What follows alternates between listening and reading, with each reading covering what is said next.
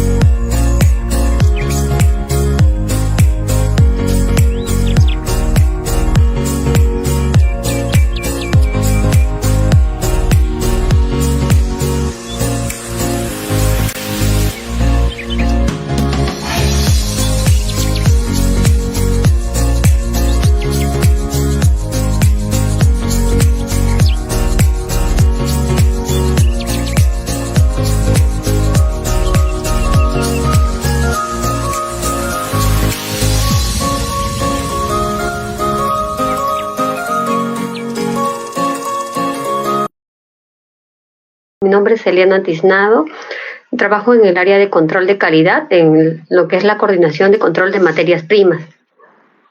El día de hoy vamos a hablar sobre los análisis físico-químicos que se hacen en control de calidad.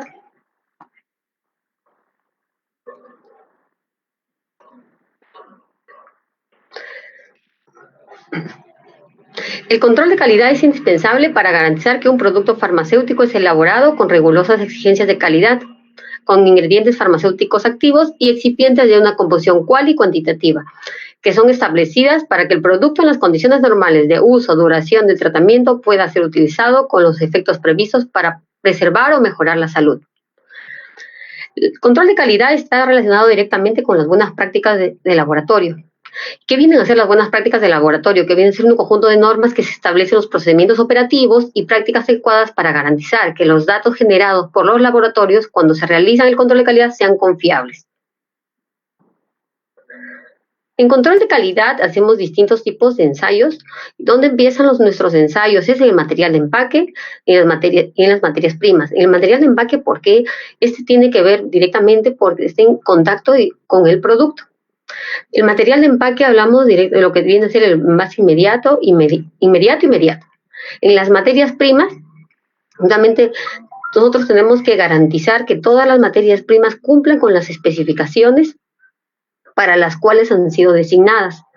Entonces, las materias primas, nosotros realizamos unos análisis al 100%. Quiere decir, la identificación de la materia prima la identificamos como las pruebas específicas, las cuales son farmacopéicas, o de acuerdo a la norma técnica. Si la norma técnica es propia, se realizan de acuerdo a ella.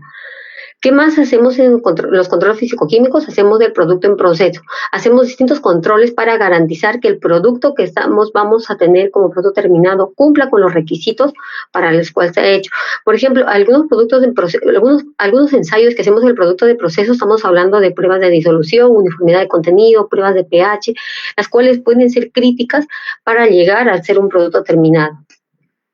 Estos controles tienen que garantizarse para que al llegar al producto terminado pueda cumplir con los requisitos. También en los análisis físico-químicos, ¿dónde los hacemos? En el producto terminado, ya para que nosotros podamos liberar el producto al mercado, el cual tiene que cumplirnos el 100% de los ensayos realizados. A diferencia del producto en proceso, son determinadas pruebas. En el producto terminado nosotros llegamos a unas normas, de acuerdo a la metodología analítica, si nuestra norma técnica es propia o nuestra norma técnica es farmacopeica, de acuerdo al que nosotros tenemos inscrito nuestro producto. En el caso de los productos terminados, nosotros nos basamos en la USP, la BP, la EP. También realizamos ensayos físico-químicos a los productos que están en estudios de estabilidad, en los cuales nosotros le hacemos un análisis en el tiempo, de acuerdo a la inscripción del producto. Por ejemplo, si nuestro producto está inscrito por un periodo tiene su fecha de vigencia de 2 años, nosotros le hacemos el estudio de estabilidad por 2 años en distintos periodos. Cuando tenemos una estabilidad acelerada y una estabilidad a largo plazo, la acelerada que cuenta con pruebas de 3 y 6 meses a condiciones de 40 grados, de acuerdo al tipo de categoría del producto, y la estabilidad de largo plazo que viene a ser a 30 grados. Por el periodo de lesa. Si el producto está inscrito 5 años, se le hacen en 3, 6, 12, 24, 36 y conforme a llegar hasta los 5 años.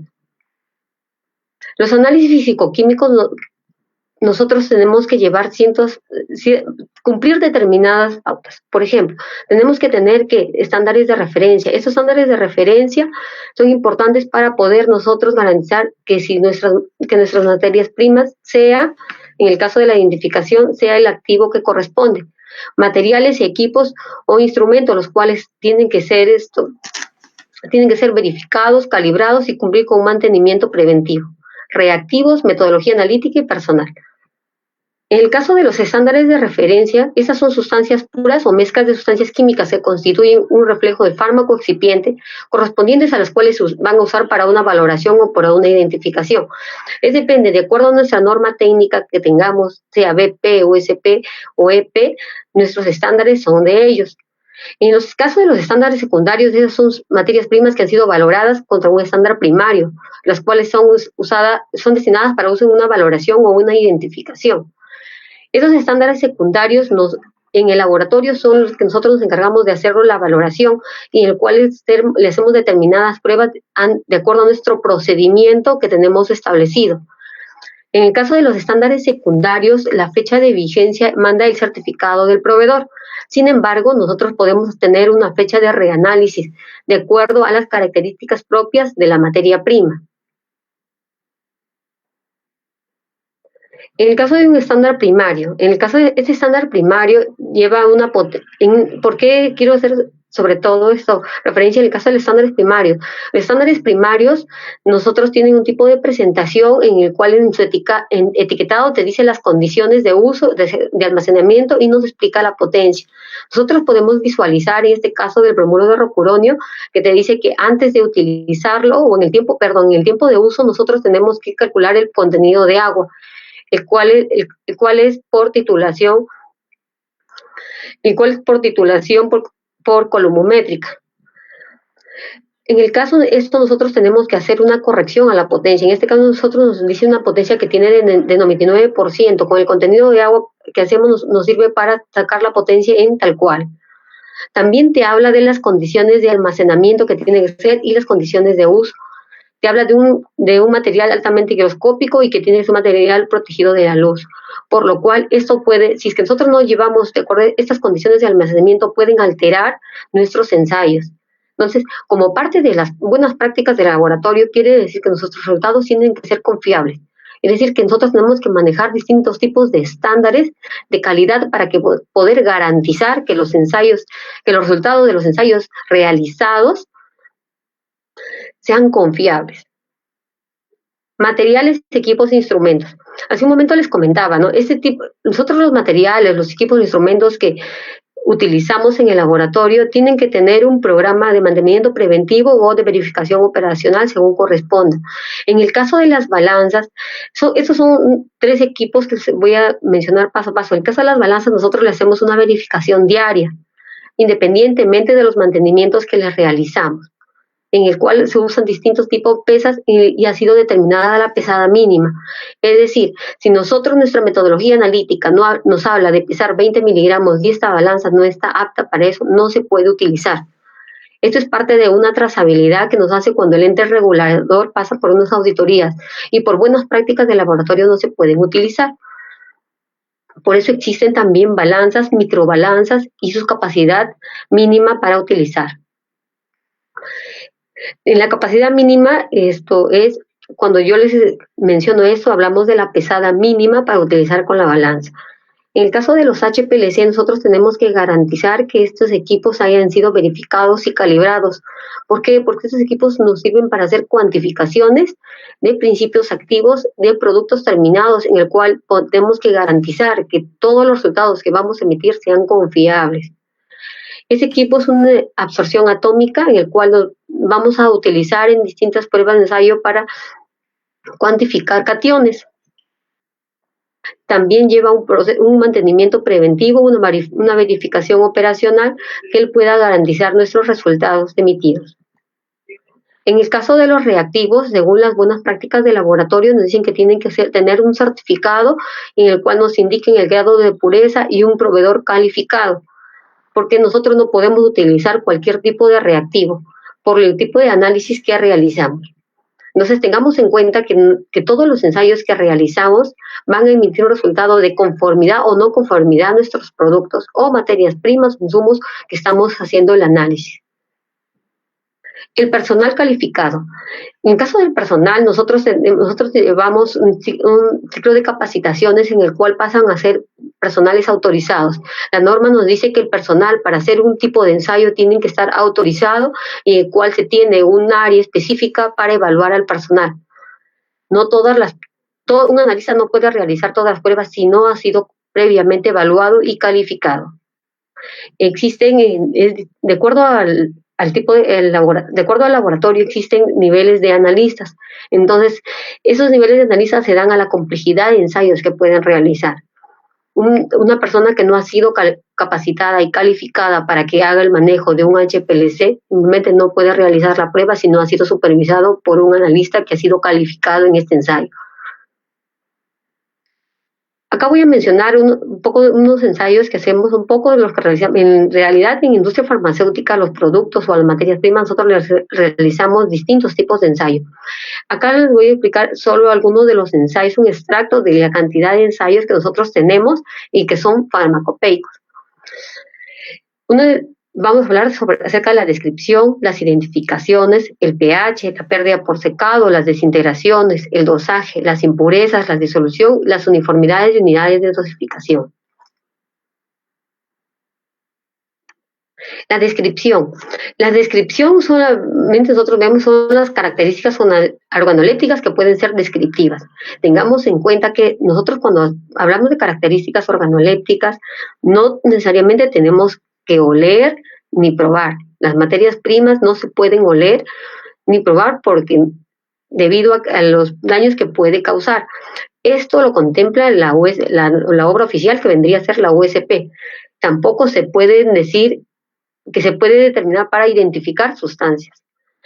El poder oler o degustar o probar o oler o probar alguna materia prima puede llevar a accidentes graves, en el cual este capítulo ya la farmacopea ya lo establece. No se puede realizar, no es obligatorio. Solamente es importante describir la materia prima. También es muy importante que nosotros tener claro cuando nosotros vamos a describir una materia prima. ¿Por qué? En el caso de una materia prima, nosotros hablamos de distintas formas. Podemos hablar de un polvo, podemos hablar de gránulos, podemos hablar de cristales. Esto va a influir directamente con el producto final que tengamos. Si hablamos de un polvo fino, de un polvo granulado o de un polvo de cristales, eso puede alterar en los procesos de producción. El color también puede alterar. Nuestras especificaciones te pueden hablar de una materia, si nuestras especificaciones te dicen polvo blanco, polvo fino, blanco, y nuestra materia prima no es blanca y no es un polvo fino, sí es importante reportarlo inmediatamente. ¿Por qué? Porque esto puede traer a que nuestro producto final no cumpla con las especificaciones. Realmente el ensayo de descripción es un ensayo que nosotros lo podemos ver como quizás como una prueba que no es crítica, sin embargo puede tener un impacto en el producto final. Las identificaciones. Las identificaciones, nosotros en lo que es las materias primas, la norma nos dice que tenemos que hacerlas al 100%. Hay materias primas que tienen 5 o 6 identificaciones y que el volumen de materias primas que ingresan al laboratorio podemos hablar de 500 envases, 800 envases. Entonces nosotros tenemos que identificar esa cantidad de materia prima para garantizar que el insumo que ha llegado cumple con las especificaciones. También realizamos identificaciones por espectrofotometría infrarroja, espectrofotometría UV. En el caso de espectrofotometría infrarroja, la norma te pide que hagamos un barrido espectral en el cual vamos a utilizar estándares. También te habla en el capítulo general de identificaciones, lo que vendría a ser en espectrofotometría, que nosotros tenemos que hacer un barrido espectral de 380 a 650 centímetros a la menos 1. ¿Qué quiere decir? Que nosotros este barrido espectral tendremos que hacerlo y compararlo versus un estándar, en el cual en el laboratorio nosotros definimos cuál va a ser el coeficiente la correlación entre el estándar y muestra. En el caso del laboratorio, nosotros hemos definido, de acuerdo a nuestro procedimiento, que en las materias primas líquidas sea de 0.98 y en las materias primas sólidas 0.97, comparado versus un estándar. Y las identificaciones por cromatografía. Cuando hablamos de cromatografía, podemos hablar de cromatografía en capa delgada, cromatografía de líquidos, cromatografía gaseosa. En lo que vendría a ser en cromatografía de capa delgada, estamos hablando que nosotros vamos a sembrar en una placa ciertas cantidades de muestra a una concentración conocida de acuerdo a cuando nos indica la farmacopea. Y vamos a utilizar también una fase móvil en el cual que al sembrar la materia prima o el producto terminado de una determinada concentración y al correr, esto nosotros vamos a marcar unos RFs, en el cual los RFs tienen que ser similar tanto del estándar y la muestra para poder dar conformidad. El ensayo de identificación son ensayos críticos, el cual nos puede determinar el estatus de una materia prima. Por eso que todos estos ensayos nosotros tenemos que ser conscientes de los resultados que vamos a emitir, porque justamente las BPL tratan de confiabilidad, que tus resultados tienen que ser confiables. Entonces, nosotros como analistas tenemos que garantizar que cada resultado emitido tiene que estar de acuerdo, conforme o no conforme a nuestras especificaciones. Existen distintos tipos de métodos de cuantificación, en los cuales les voy a presentar lo que vendría a ser la volumetría, la espectrofotometría y la cromatografía. En el caso de la volumetría, nosotros hacemos volumetría por volumetría ácido-base, retrovaloración de óxido-reducción, y también podemos ver presencia de reacciones argentométricas, titulaciones argentométricas. En el caso de la espectrofotometría, lo mismo. Nosotros también acá utilizamos un estándar y una muestra, salvo que sea el método de cuantificación por absortividad, en el cual solamente trabajamos a una longitud de onda específica, pero hacemos un barrido espectral con la muestra. En el caso de la cromatografía, tenemos cromatografía igual para cuantificar cromatografía líquida y cromatografía gaseosa. En lo que vendría a ser la cromatografía, son técnicas de separación cromatográfica, que son métodos en el cual nos permiten determinar compuestos que se absorben en la fase estacionaria. Entonces, ¿qué tiene que ver? Para que acá en cromatografía de líquidos hablamos de una fase estacionaria y una fase móvil. La fase estacionaria viene a ser una columna cromatográfica, en el cual nosotros vamos a tener la separación de los analitos a cuantificar. Esas columnas cromatográficas tienen una longitud y un diámetro. La columna cromatográfica es definida de acuerdo a metodologías farmacopeicas o, en el caso, metodologías internas.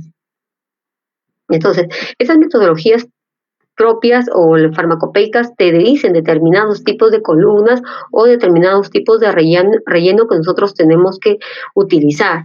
Las columnas cromatográficas son determinantes para la separación y son selectivas. Estas columnas cromatográficas tienen un tipo de relleno en el cual nos va a permitir que nuestro principio activo pueda eluir y se pueda identificar y cuantificar. La fase móvil es una mezcla de es un disolvente o mezcla de disolventes, el cual utilizamos para poder eluir nuestro principio activo en la columna cromatográfica. Tengamos en cuenta que nuestra fase móvil tiene que estar muy bien preparada. Nosotros, una cosa es que trabajemos con disolvente y otra cosa que es trabajemos con buffer. El pH, cuando trabajamos con buffer, tiene que ver mucho con el pH. El pH de una fase móvil es crítico. Si una fase móvil no está bien preparada o no está bien mezclada los disolventes y el pH ha sido alterado, esto no va a permitir que exista una separación o elusión de los picos. Por eso también tenemos que tener cuidado en esto. Acá les estoy mostrando un cromatograma en el cual les vamos a ir hablando de cada uno de ellos, de cada punto que hay acá. Entonces, nosotros inyectamos una solución, un analito, en el cual nosotros vamos a tener un tiempo de retención de 2 principios activos si estoy poniendo una sustancia, una solución mixta, en el cual nosotros vamos a tener una elusión de un principio activo. Cuando vemos el tiempo de TR1, hablamos de tiempos de retención 1, que viene a ser la altura máxima alcanzado del analito en un tiempo. El tiempo de retención 2 viene a ser el segundo analito. W1 viene a ser el ancho del pico en la base. El H viene a ser la altura. Entonces, ¿qué es importante cuando nosotros hablamos de cromatografía? Todos los parámetros son muy importantes, pero para nosotros poder garantizar nuestro sistema cromatográfico, primero tenemos que garantizar que nos cumpla nuestros platos teóricos. La mayoría de metodologías analíticas ya están incluyéndolo, parte de su aptitud del sistema, que te cumplan sus platos teóricos. A veces te hablamos de platos teóricos de 2.000, 3.000, hasta 5.000, sea se han encontrado distintos tipos de metodología. También tenemos de la resolución, que viene a ser la separación de dos picos en su máximo tiempo de elusión. El factor de asimetría. El factor de asimetría está dado por el 5% de la altura del ancho de la base del pico, entre 2 veces F. Ahora vamos a hablar de disolución. Cuando hablamos de disolución, viene a ser la liberación del principio activo en el tiempo. Esto nos va a permitir cuantificar en un tiempo determinado a diferentes tipos de condiciones. Farmacopea también te habla de distintos tipos de medios de disolución. Estos medios de disolución son para formas farmacéuticas orales que tienen como cubierta utilizan en el proceso de fabricación gelatina, y cual esta gelatina va a interaccionar y no va a hacer un entrecruzamiento en el cual no va a permitir liberar. Que te habla de farmacopea, te dice, tú puedes utilizar distintos tipos de enzimas y tener un medio de disolución a un pH determinado. En este caso, te habla de pH 4. También te habla de un segundo medio de disolución cuando tenemos un pH mayor a 4 y menor a 6.8. Y otro medio de disolución mayores a 6.8. Esos son específicamente para formas farmacéuticas en el cual nosotros no podemos tener una disolución óptima y no podemos darlo al producto que no cumple, siempre y cuando tenga cubierta de gelatina. Nosotros podemos utilizar distintos tipos de enzimas. Enzimas que puede ser para lo que es menores a 4 es la pepsina. Entre 4 y 6.8 estamos hablando de la papaína, y los pH mayores a 6.8 estamos hablando de la pancreatina. El capítulo 711 de disoluciones también te habla de distintos tipos de aparato, el aparato 1 y el aparato 2. En el caso del aparato 1 es las canastillas, en el aparato 2 hablamos de paleta. El aparato 3 y el aparato 4 son metodologías analíticas en los cuales nosotros en Farmacopea son pocos los productos que tenemos. En lo que es aparato 1 y aparatos 2 son los que vamos a tocar durante la solución de la exposición. Las condiciones de trabajo. El volumen del medio. El volumen del medio es muy importante. ¿Por qué?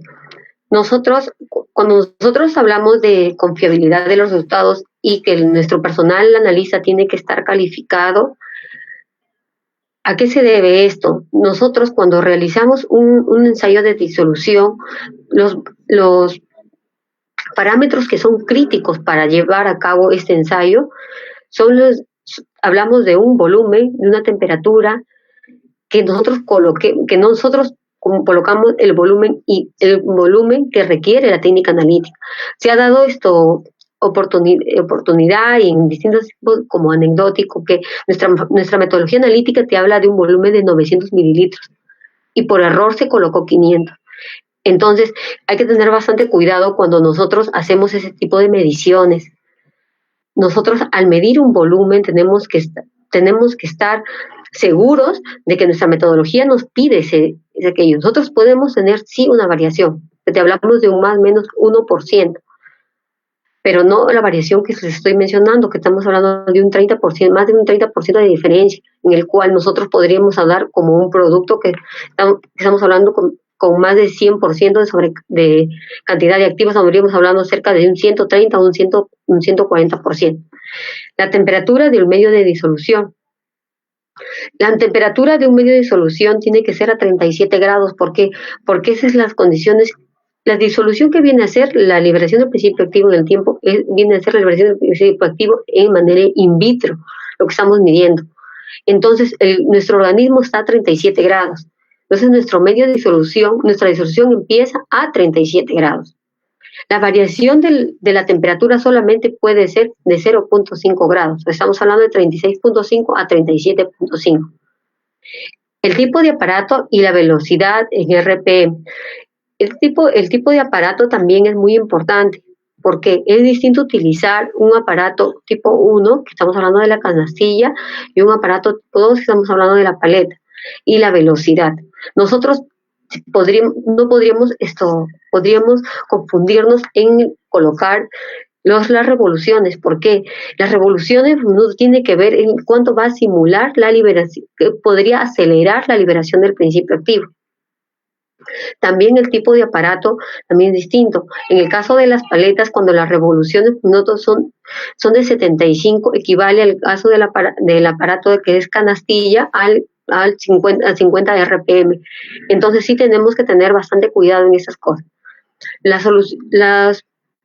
Los medios de disolución que tienen que son soluciones amortiguadoras que llevan un pH, estos también pueden tener un tipo de variación, que hablamos de 0,05 unidades de variación.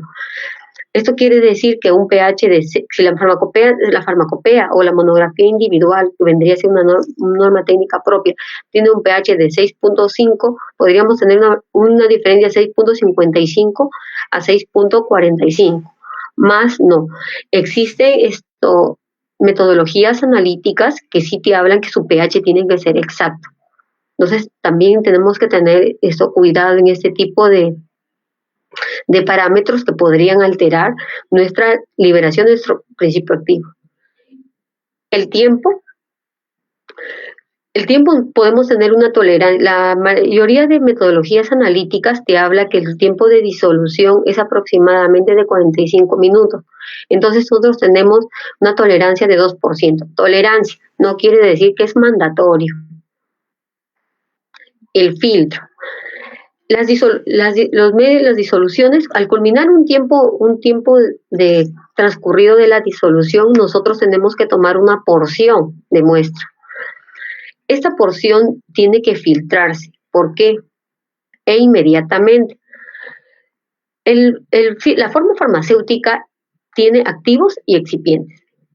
Entonces, si tiene activo, nuestra medio de disolución ha liberado tanto activo como excipientes solubles, como excipientes no solubles. Entonces, cuando nosotros tomamos una porción de muestra, según la metodología analítica que nos pida, esa porción de muestra tiene que pasar por un filtro. ¿Para qué? Hablaríamos como que de purificar la muestra, eliminar excipientes que nos puedan interferir en la lectura. Si el método es UV, o en el caso de ser un método de HPLC, también tiene que pasar por un filtro. Y este es un filtro de otro tipo de requisitos. Estos filtros tienen que ser adecuados para la prueba. No estamos hablando de cualquier filtro. Este filtro ha tenido que ser validado, en el cual nos garantice que no va a reaccionar con el principio activo que tenemos. Entonces, si nuestro filtro ha pasado por distintos tipos de pruebas, sí ha pasado que el filtro ha podido reaccionar. En el caso es cuando nosotros tenemos disoluciones, podríamos tener concentraciones fuera o debajo de la especificación. También hablamos de dispositivos de sumersión. En los dispositivos de sumersión son utilizados para lo que vendría a ser formas farmacéuticas en presentación de cápsulas. Esos dispositivos de sumersión tienen determinados tipos de medidas en los cuales van a permitir que la cápsula esté y no flote en el vaso, en el cual a diferencia de cuando nosotros trabajamos con canastillas, las canastillas nosotros colocamos la forma farmacéutica en la canastilla. En lo que refiere a la paleta, nosotros agregamos la forma farmacéutica al vaso. Entonces, se puede dar que por un tema de peso, que la forma farmacéutica comience a flotar. Entonces, para evitar esos gastos de farmacopea, te permite utilizar dispositivos de sumersión. Entonces, estos dispositivos de sumersión son tipo un anillo el cual va a envolver a la cápsula. Ese tiene que ser de acuerdo al tamaño de la cápsula, porque existen cápsulas de determinados números. Existen cápsulas del número 0, del número 1 y número 2. Entonces, estas cápsulas tienen un determinado tamaño. Entonces, el dispositivo de sumersión no tiene que entorpecer la liberación del principio activo. Medios de disolución.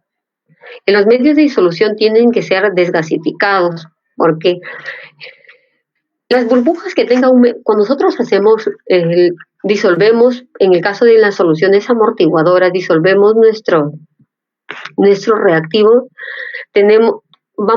pues se puede generar cierto tipo de burbujas, o el agua cuando lo estamos midiendo. Entonces nosotros tenemos que desgasificar, porque si es que nuestro medio de disolución tiene burbujas, puede generar que esas burbujas atrapen a la forma farmacéutica. Y esta forma farmacéutica no logre liberar el principio activo. O en el caso de cuando tenemos canastillas y el medio de disolución no está desgasificado, las canastillas pueden taparse con las burbujas que alrededor de la malla. Entonces, este tipo de formas farmacéuticas, como son tanto las cápsulas como las tabletas, al tener este factor, no te va a permitir liberar. Entonces, nosotros antes de empezar la prueba tenemos que desgasificar. Los laboratorios han adoptado distintas formas para desgasificar sus medios de disolución. O puede ser por filtración, por una membrana filtrante que es de 0.45 de poro, o puede ser del método de desgasificación.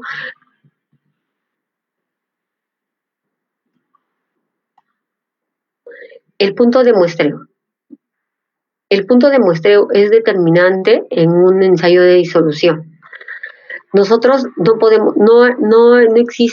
podemos tomar de cualquier parte del vaso.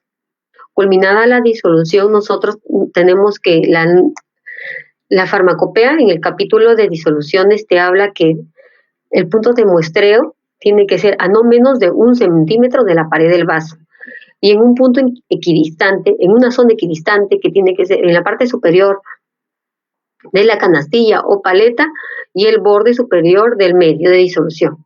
Entonces, nosotros podemos visualizar ese punto rojo es en donde nosotros vamos a tomar la muestra.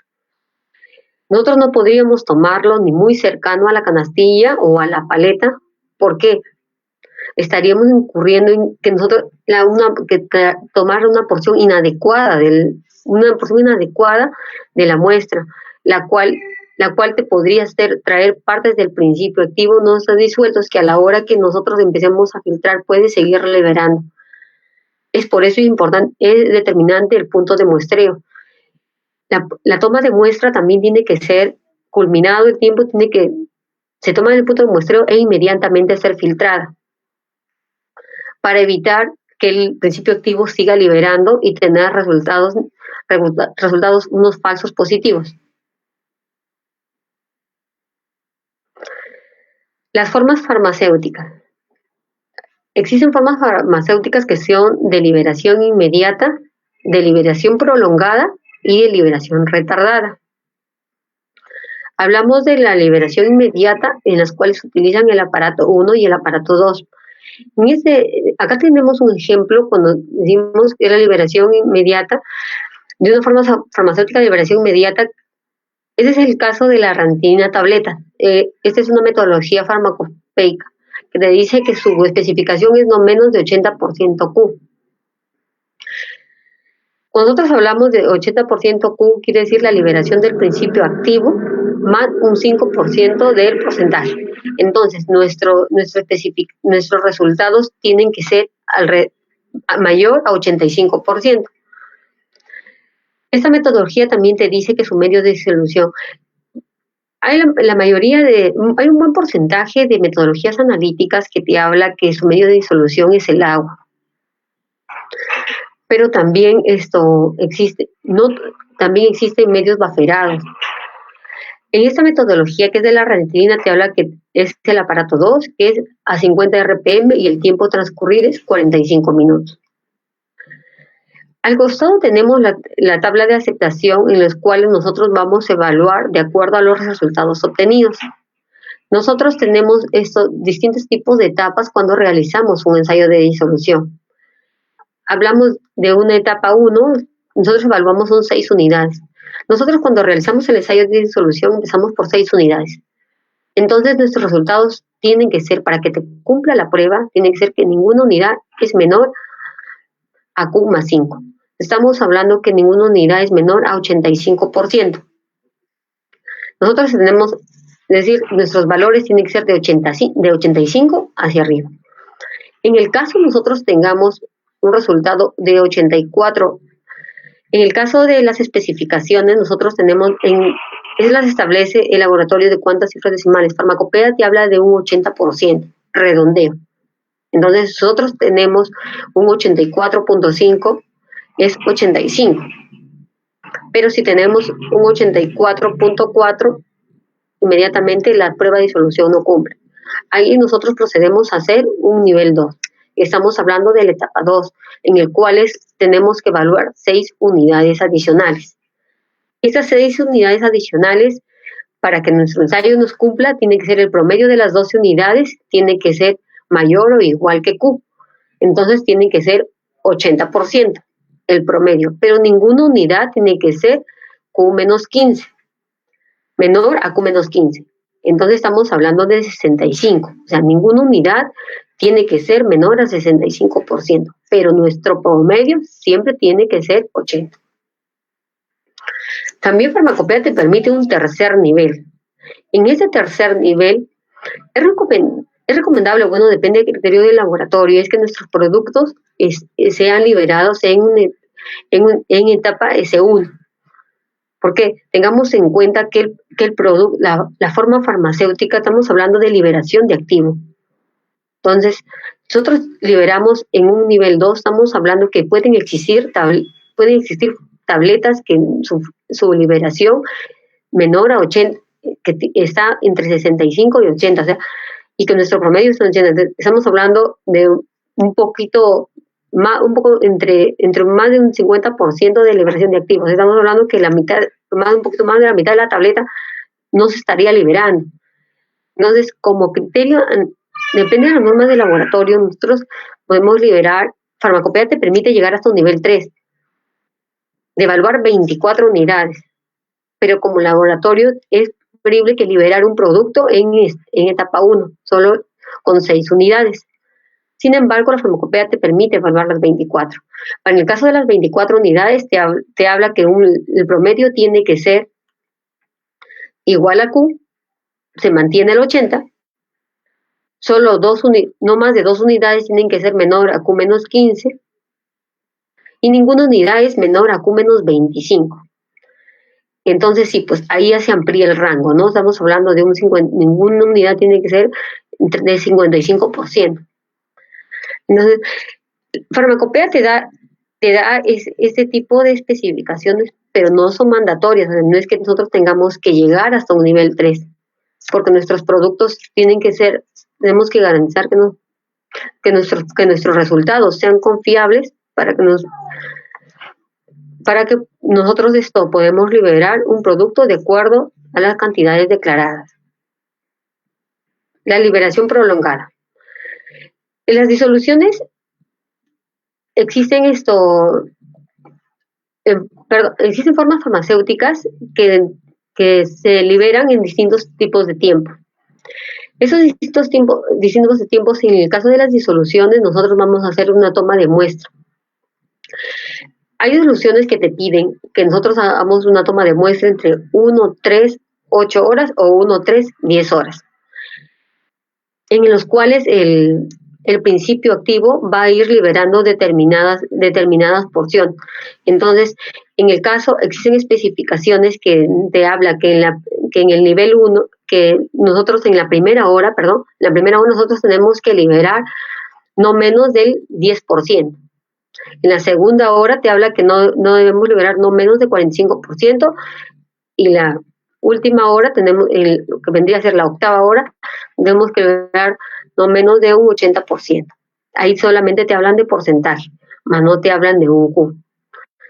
Cuando hablamos de niveles, el nivel 1 hablamos de una evaluación de 6 unidades. Esas 6 unidades tienen que cumplir la especificación de acuerdo a nuestra metodología analítica. En el caso de nuestros resultados que tengamos de la evaluación de esas 6 unidades nos cumplan, Farmacopea te habla también que nosotros podemos utilizar 6 unidades adicionales, al igual que el caso anterior. Pero en este caso te habla que el promedio de las 12 unidades tiene que ser igual a la especificación, y ninguna unidad valor tiene que representar el 10% del contenido declarado. Por ejemplo, cuando hablamos del 10%, si nuestra especificación es no menos de 10%, no es que tengamos que calcularle el 10% a esa especificación.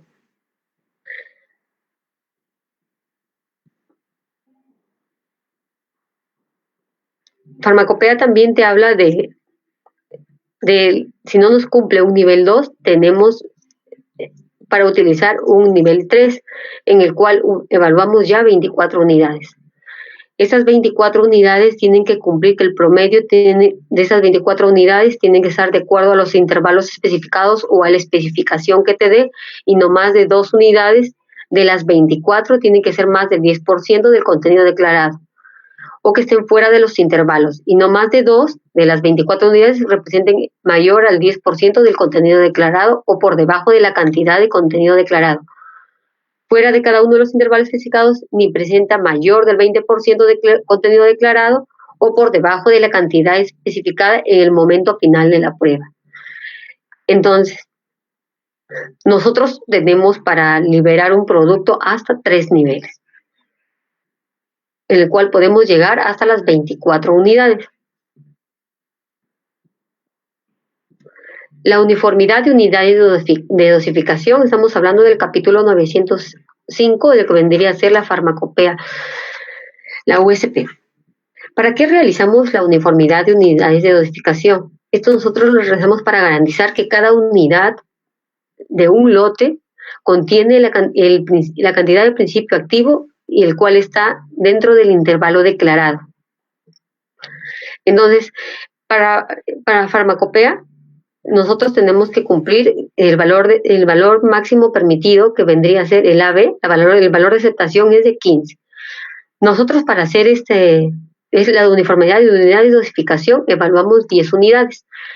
Existen 2 métodos para evaluar la uniformidad de unidades de dosificación, en el cual tenemos uniformidad por variación de peso y uniformidad de contenido.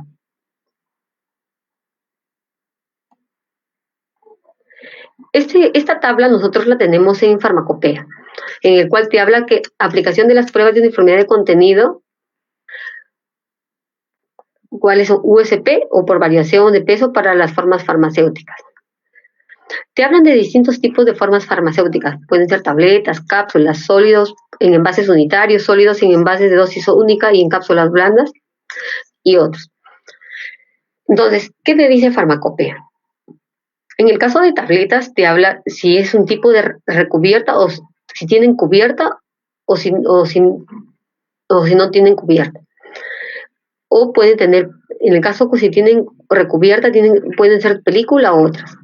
Pero también te da un criterio específico para determinar si vamos a hacer la prueba de uniformidad de contenido o la prueba de variación de peso, en cual depende qué cantidad de principio activo tenemos en la forma farmacéutica, en el cual si nosotros hablamos de mayor al 25% de principio activo en la forma farmacéutica, estamos hablando de una variación de peso, el cual es calculado a base evaluamos 10 unidades, pero también ingresa como un punto 2 el ensayo de dosaje, el cual ha sido evaluado, y nosotros vamos a hacer el cálculo para obtener en forma individual qué porcentaje estamos teniendo por tableta de las 10 unidades evaluadas.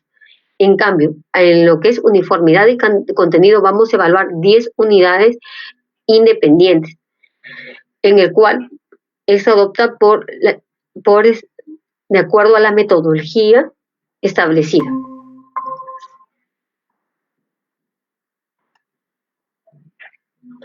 Acá tenemos un ejemplo tenemos un producto X donde su peso de la tableta es 320, en el cual te dice que la concentración de activo es 5 miligramos para el activo 1 y para el activo 2 es 250 miligramos. En el caso del activo 1, nosotros vamos a aplicar lo que es uniformidad de contenido. En el caso del activo 2 es por variación de peso. Estamos hablando que tiene más del 25% de principio activo presente en la forma farmacéutica. Evaluamos la forma farmacéutica de las 10 unidades, realizamos las diluciones de acuerdo a la técnica analítica. Estas 10 unidades son intactas, porque nosotros lo que estamos viendo es la distribución del principio activo en la forma farmacéutica que nos están dando. No es que esto, por ejemplo, nosotros para hacer el ensayo de cuantificación, lo que vendría a ser el dosaje, nosotros trituramos las tabletas. Farmacopea sí te permite esto, que nosotros podemos hacer esto, para que la forma farmacéutica ingresa a nuestro material volumétrico, te permite que nosotros podamos agregarle un solvente para ayudar a liberar lo que vendría a ser la cubierta. Tengamos en cuenta que en la forma farmacéutica existen partes solubles y no solubles. Entonces, la parte no soluble, dependiendo del medio o del diluyente que vamos a utilizar para cuantificar esta forma farmacéutica, lo que podría es interferir o demorar en la liberación del contenido, del activo. Entonces, las metodologías analíticas, incluso farmacopea te habla que sí puedes tú agregar un solvente para que te permita liberar. En este caso, te permite agregar un porcentaje del volumen total. Te habla del volumen total de la fiola o de la concentración final del producto.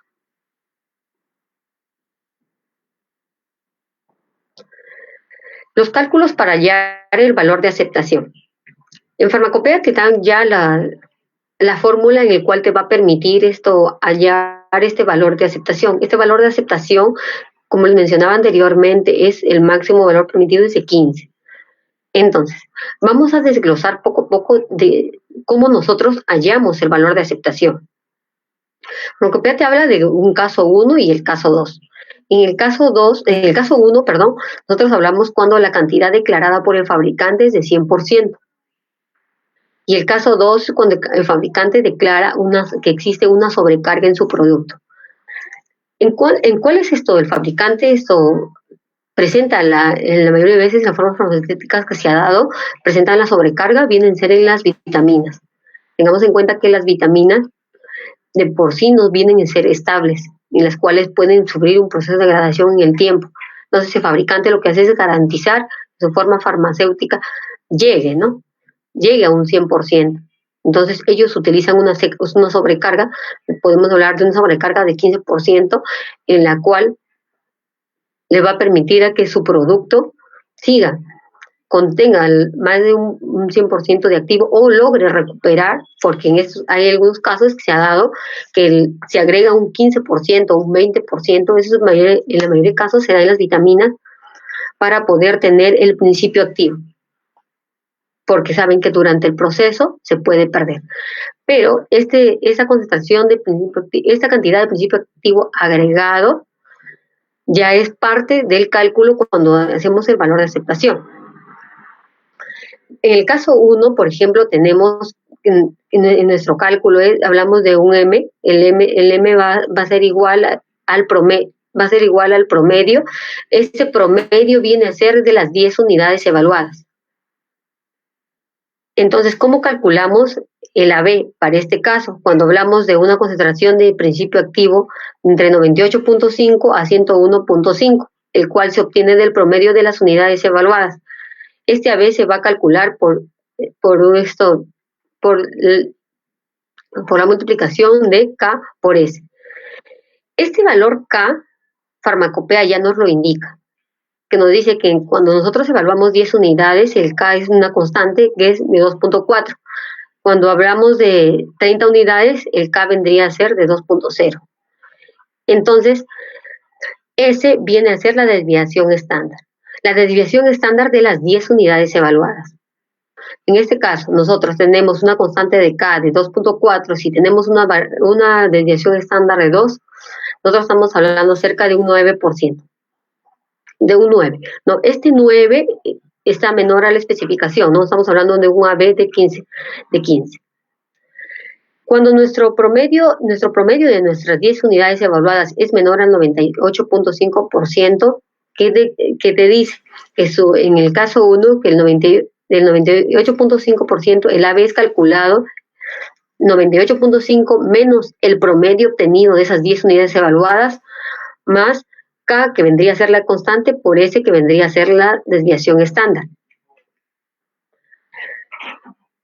Ahora tenemos el tercer caso. Nos hablamos cuando el promedio obtenido de esas 10 unidades es mayor a 101.5, dice que el valor de aceptación es igual al promedio, que vendría a ser 101.5, el promedio de las 10 unidades, perdón, menos el 101.5 más K por S. En este caso, K vendría a ser 2.4 y el S vendría a ser la desviación estándar de las 10 unidades evaluadas. Ahora, en el caso 2, nosotros hablamos cuando tenemos principios activos, en los productos que tienen sobrecarga del principio activo. Ahí esto del cálculo es similar, pero también tenemos que cumplir otro tipo de criterios, ¿no? El tipo de criterio que ninguna unidad de las evaluadas tiene que ser menor al 25% del punto central. Entonces, hablamos que el valor de aceptación en este caso viene a ser el K por S. El K que vendría a ser 2, perdón, el K que vendría a ser 2.4 y el S que vendría a ser la desviación estándar. Aplicamos son fórmulas similares, a diferencia que en el caso en el que si el promedio es mayor que T, en este caso con el producto sin sobrecarga, estamos hablando de que el promedio es menor al T más K por S. Entonces, todos estos requisitos de la uniformidad y de dosificación son importantes para que nosotros podamos garantizar que nuestro principio activo, la concentración de nuestro principio activo esté distribuido de manera uniforme, y el cual nos puede garantizar que sea el producto va a ser liberado en óptimas condiciones, ¿no? Finalmente, ese es un mensaje que, bueno, los líderes son aprendices por excelencia y tienen la humildad para admirar el éxito de los demás. Muchas gracias.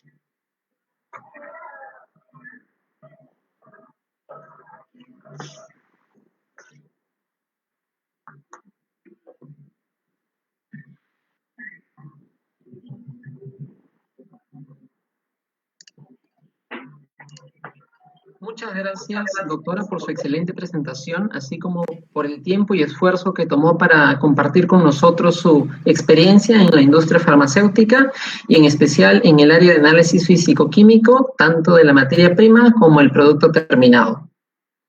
Vamos a proceder ahora a la etapa de preguntas y respuestas.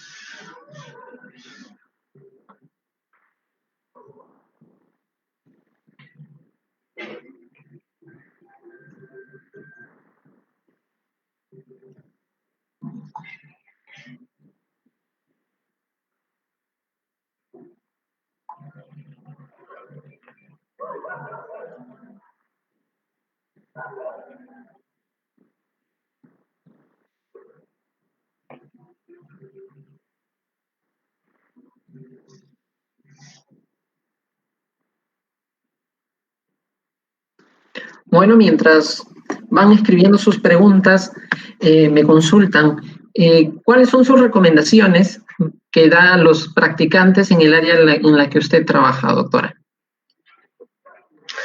Ya, en lo que es industria farmacéutica, siempre cada ensayo que en lo que es control de calidad, cada ensayo que se realiza tiene que ser, siempre lo que le aconsejamos a cualquier persona practicante, es más, a mí también me lo dieron cuando en algún momento hice mis prácticas, es que seamos observadores y objetivo en lo que realizamos o en lo que describimos, ¿no? Entonces, ¿qué pasa? Que cuando nosotros realizamos determinadas pruebas, sí es importante observar cuál es el comportamiento tanto de una materia prima o de un producto terminado. En el caso cuando nosotros hacemos un ensayo de disolución, siempre que tenemos que ver cómo se está comportando el principio activo durante el ensayo, ¿no? Entonces, nosotros cuando hacemos nuestras prácticas, siempre es importante observar, aprender y preguntar, ¿no? Preguntar es muy importante hacerlo, siempre me decían, ¿no? Hay que preguntar al inicio. Cuando nosotros recién empezamos, cuando recién estamos haciendo nuestras prácticas, debemos preguntar todo lo posible. Sí es importante sí es verdad que todos los días nosotros aprendemos, pero cuando nosotros hacemos nuestras prácticas, todas las preguntas o las dudas que tengamos nos van a responderlas, porque nosotros estamos en una etapa de formación. A diferencia que si estas dudas las tengo durante todo mi periodo de práctica y las pregunto al final, va a quedar la duda va a quedar la pregunta en la persona, ¿no? ¿Y cómo hizo todo este tiempo sus análisis, no?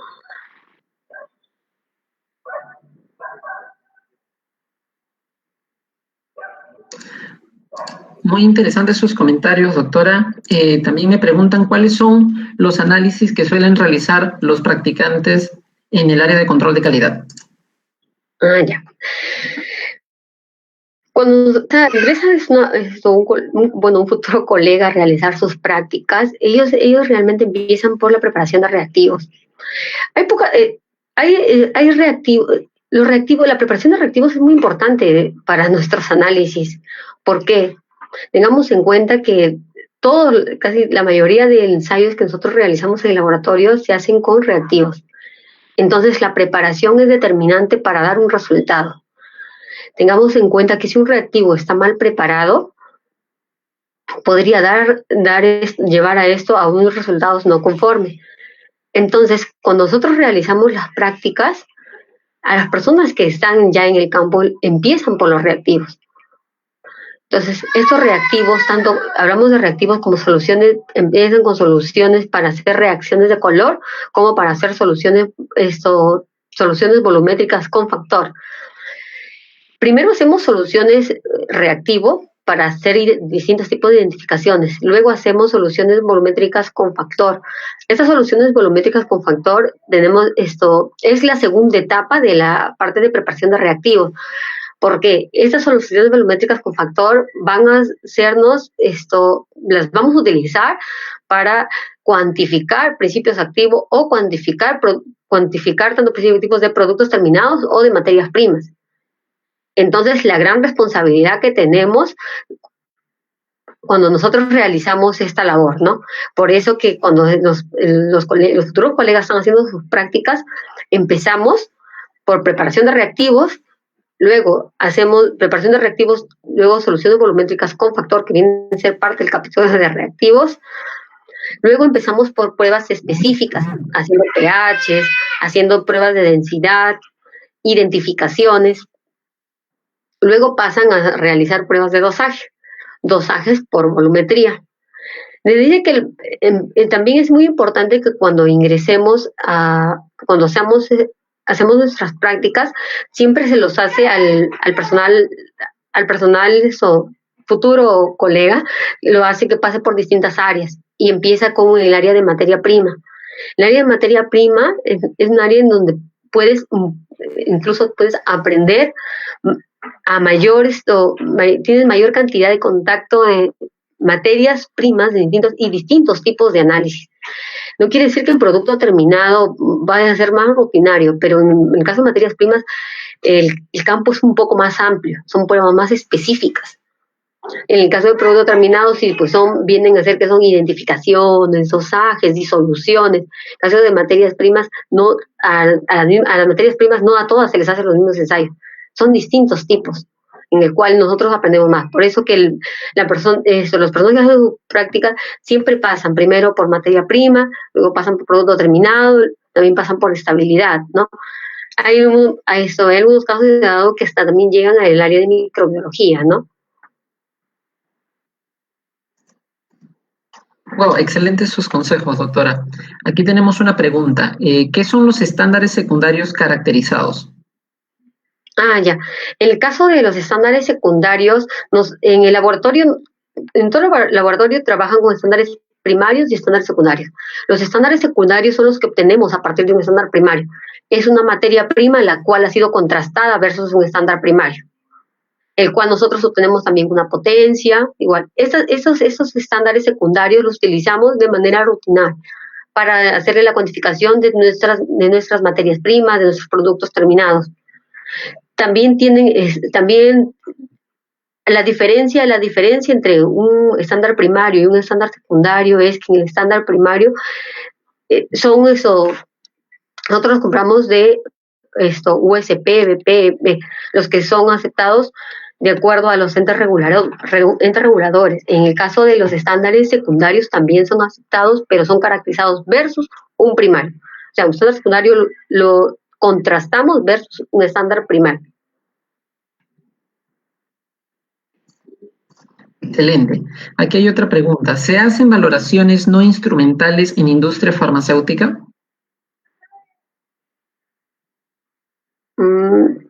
Valoraciones no instrumentales. Ponen titrimetría. ¿Puedes repetírmelo? ¿Se realizan valoraciones no instrumentales como titrimetría en industria farmacéutica? No. No, todas las valoraciones que realizamos en industria, salvo que sea una norma técnica propia, todas las utilizamos de acuerdo a farmacopea.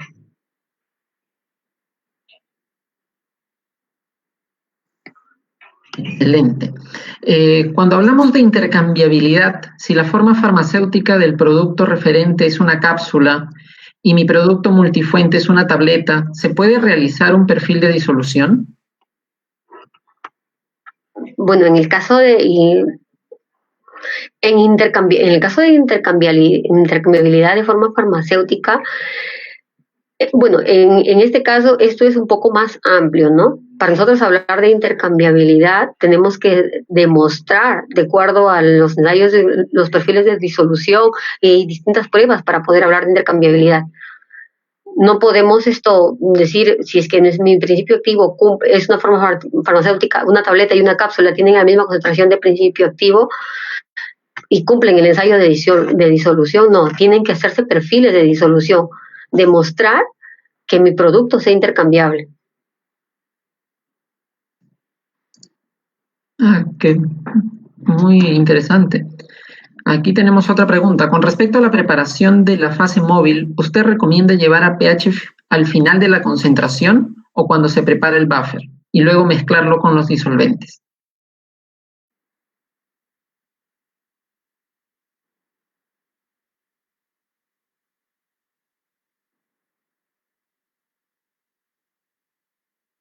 De soluciones amortiguadoras. Hay fases móviles que las metodologías analíticas te dicen unir metanol 50, unir acetontrilo y 10 mililitros de buffer. La metodología analítica te habla que el buffer tiene que llegar a un pH, que la solución amortiguadora tiene que tener un pH, un ejemplo, un pH 5. Ya. Después te dice unir. Es muy distinto que te diga que la fase móvil tiene que tener un pH final. No, o sea, la metodología, la toma de pH en una fase móvil es de acuerdo a tu metodología analítica, no es antes ni después. Si te dice preparar un buffer, mides el pH y unes con los disolventes.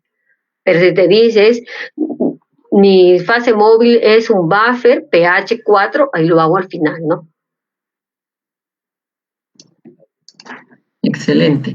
Aquí hay una pregunta muy interesante. Cuando se trabaja con productos sensibles a la luz, ¿es obligatorio trabajar con luces actínicas o se puede trabajar con la luz que normalmente utilizamos? Ya.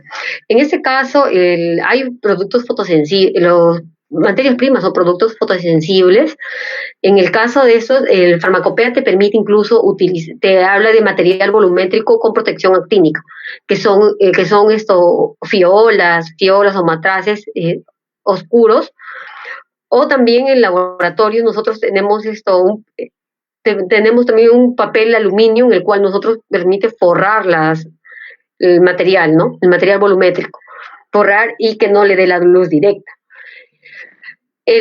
No es mientras tú tengas las condiciones en que protejas a tu material, no es necesario que apagues las luces, al contrario, tú apagando las luces un poco que vas a tener más dificultad para hacer tus diluciones, incluso para trabajar. Con proteger tu material volumétrico, lo que sí es que los productos fotosensibles o las materias primas fotosensibles tienen que protegerse sí de la luz directa, sí, pero con que tú lo protejas al material con un papel aluminio, e incluso se puede trabajar con una farmacopea, también te lo permite. Lo que te dice es que tu material tiene que ser protegido de la luz.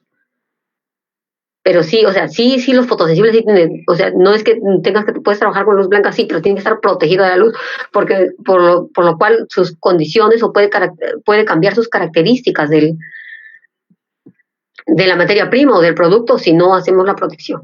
Pero con luz blanca no se puede trabajar. Aquí hay una pregunta más. ¿Es factible poder generar un estándar secundario cuando el estándar primario vence dentro de 30 días? Ya.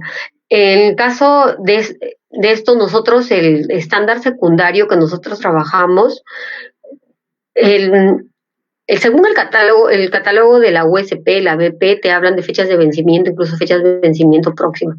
Mientras tu estándar esté vigente, mientras tu estándar secundario esté vigente, tu estándar primario puedes utilizarlo mientras esté vigente. Porque tú al momento del uso, tu estándar no ha cumplido su fecha de expira. Tú utilizas el estándar cuando está dentro de su vigencia. Si vence de los 30 días, tu estándar que estás utilizando en ese momento está vigente. Entonces tú sí puedes utilizarlo. Ahora también tengamos en cuenta que tu materia prima también tiene que estar, su tiempo de vida, cuando tú lo vas a caracterizar, también tiene que estar vigente para que tú le puedas dar un estatus. Pero tu estándar, si vence el 30 de septiembre, el día de hoy es 6 de septiembre, tú lo puedes utilizar. Está vigente a la fecha de uso.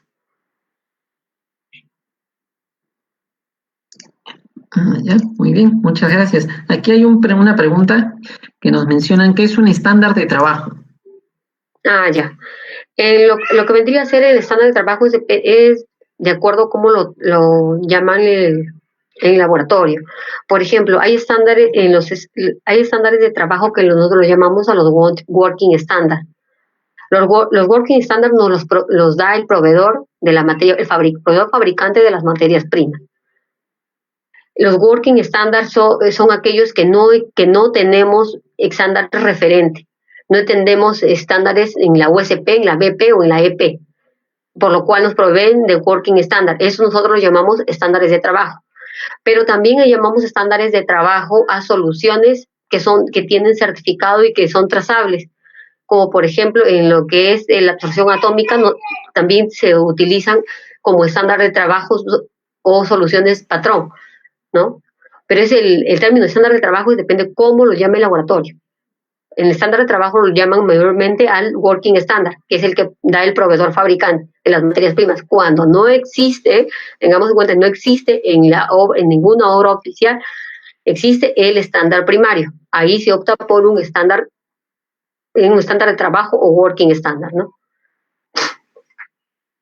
Muy bien, aquí hay una última pregunta que es, ¿cuáles son los principales ensayos físico-químicos de rutina que se realizan en la industria farmacéutica?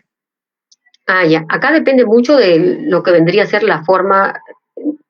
Si hablamos de materia prima, hablamos Uno de los ensayos que sí o sí tienen que haber es el ensayo de descripción.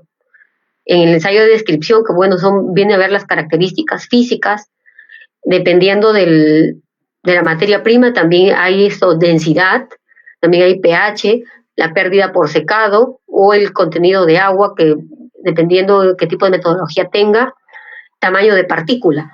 En el caso de los productos terminados, y en el caso de materias primas, dependiendo si tiene metodología, también se hace el dosaje. En el caso de los productos terminados, igual la descripción, dependiendo de la forma farmacéutica, se hace el pH, la uniformidad de peso. En el caso de las tabletas, uniformidad de peso es distinto que uniformidad por variación de peso, por si acaso. En el caso de la uniformidad de peso, sí o sí es mandatorio en las tabletas. Lo que hace las tabletas son las disoluciones y lo vendría a ser la cuantificación del principio activo, que vendría a ser los dosajes. Excelente, muchas gracias, doctora, por su excelente presentación, así como por el tiempo que nos ha dado a nosotros para compartir toda su experiencia y absolver nuestras dudas. Muchas gracias. Asimismo, a nuestros televidentes, recuerden que para acceder al certificado de participación deben cumplir con los siguientes requisitos: asistir a 5 como mínimo de las 6 sesiones en total, completar como mínimo 5 registros de manera satisfactoria. Para esto colocaremos una evaluación después de cada sesión y la validez del registro se considerará al aprobar con un mínimo de 12 en cada prueba. El formulario del día de hoy se compartirá en breves minutos en el muro de la página y en la caja de comentarios. Recordarles que este formulario solo estará abierto durante 45 minutos. No se olviden de sintonizarnos la próxima semana, donde seguiremos con las conferencias de nuestro evento Industria Farmacéutica, Áreas y Normativa. Muchas gracias por su gentil atención.